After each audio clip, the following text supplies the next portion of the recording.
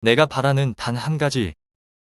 사람이 마음으로 자기의 길을 계획할지라도 그 걸음을 인도하시는 분은 여호와이십니다. 하나님이 우리를 이끌어 주시지 않는다면 아무리 바르고 균형 잡힌 길을 추구한다고 해도 헛된 이론과 고정관념에 사로잡힐 수밖에 없습니다. 하나님은 제가 바른 길에서 벗어나려 할 때 때때로 꿈과 환상을 통하여 바른 길로 인도해 주셨습니다. 저는 하나님을 만난 후 이전과는 비교할 수 없는 열정에 사로잡혔습니다. 성경을 너무 알고 싶어 신약 성경을 펴서 한 글자도 틀리지 않고 매일 외우기 시작하였습니다. 비록 중간에 불가능하다는 것을 알고 그만두었지만 말 그대로 조사 하나 틀리지 않고 매일 3시간을 들여 성경을 한 장씩 외워 마태복음과 로마서를 외웠습니다. 그러다 물질의 11조뿐만 아니라 시간의 11조를 드리기 위해 매일 3시간 이상을 기도했고 신학교에 가서는 밥 먹는 시간까지 줄여서 매일 5시간에서 7시간을 채웠습니다.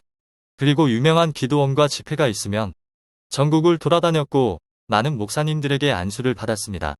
중간중간 이상한 가르침과 사역도 있었지만 배고픈 사람이 음식을 가리지 않듯이 최대한 분별하며 영혼의 갈증을 채웠습니다. 사람들은 그분들의 단점을 이야기하기도 하였지만 저는 단점을 제쳐두고 장점만을 내 것으로 만들면 된다는 생각으로 열심히 배우고 또 배웠습니다. 비록 열심은 있었지만 여러 목사님들의 집회를 참석하면서 점점 길을 잃어가고 있었습니다. 저는 점점 목사는 설교도 중요하지만 믿음이 없는 자들을 위해 치유와 축사가 필요함을 절실히 느꼈습니다. 물론 그것은 필요합니다. 그러나 그것은 절대적인 것이 아닙니다. 믿음은 결국 말씀을 가르침으로 성장하는 것이기 때문입니다. 부흥에 대한 인간적인 조급함으로 인해 점점 능력을 추구하게 되었습니다. 그래서 특별히 기도를 많이 하신 분들을 알아내어 찾아다녔습니다. 그분들의 한결같은 말씀은 목사는 능력이 있어야 된다는 것이었습니다. 그래서 하나님께 능력을 달라고 계속해서 기도하였습니다.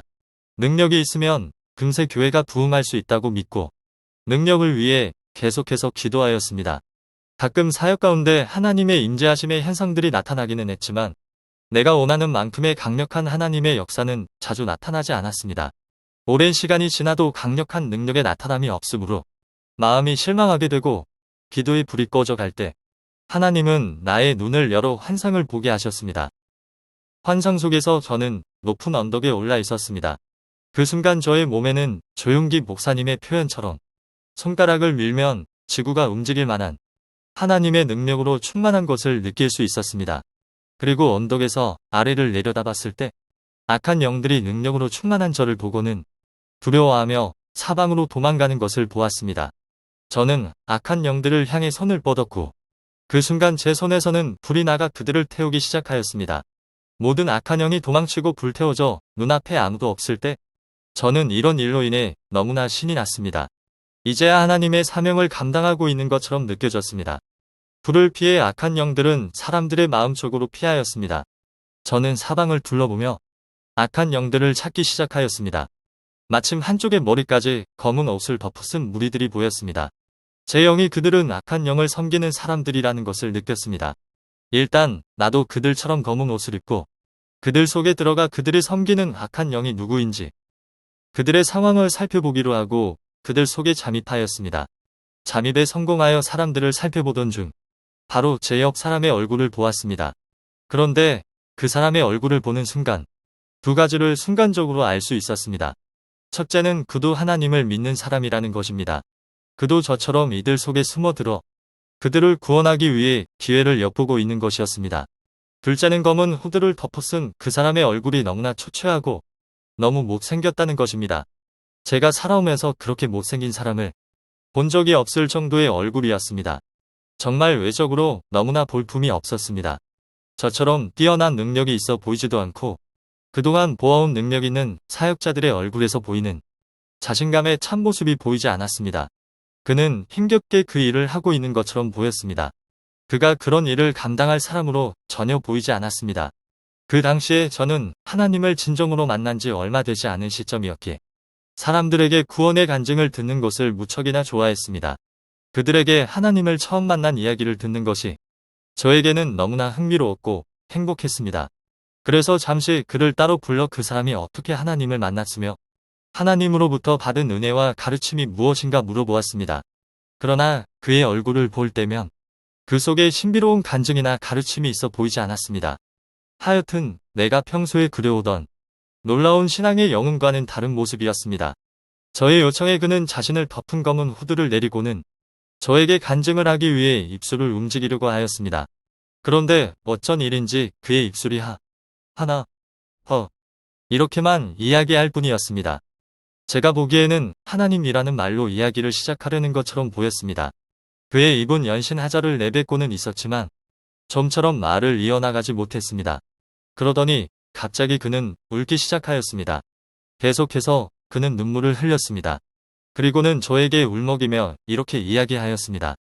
형제님에게 제가 만난 하나님을 설명하기 위해 하나님의 이름을 떠올리고 나같이 초라한 자를 섬겨주시고 구원해주신 하나님의 은혜를 생각하기만 하면 그 사랑에 너무나 감격이 되어서 도저히 이야기를 진행해 나갈 수가 없을 것 같습니다.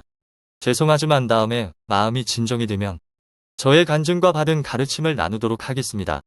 그리고 그의 오른팔로 눈물을 닦아내리자 그의 얼굴에서는 말할 수 없는 광채가 나기 시작하였습니다.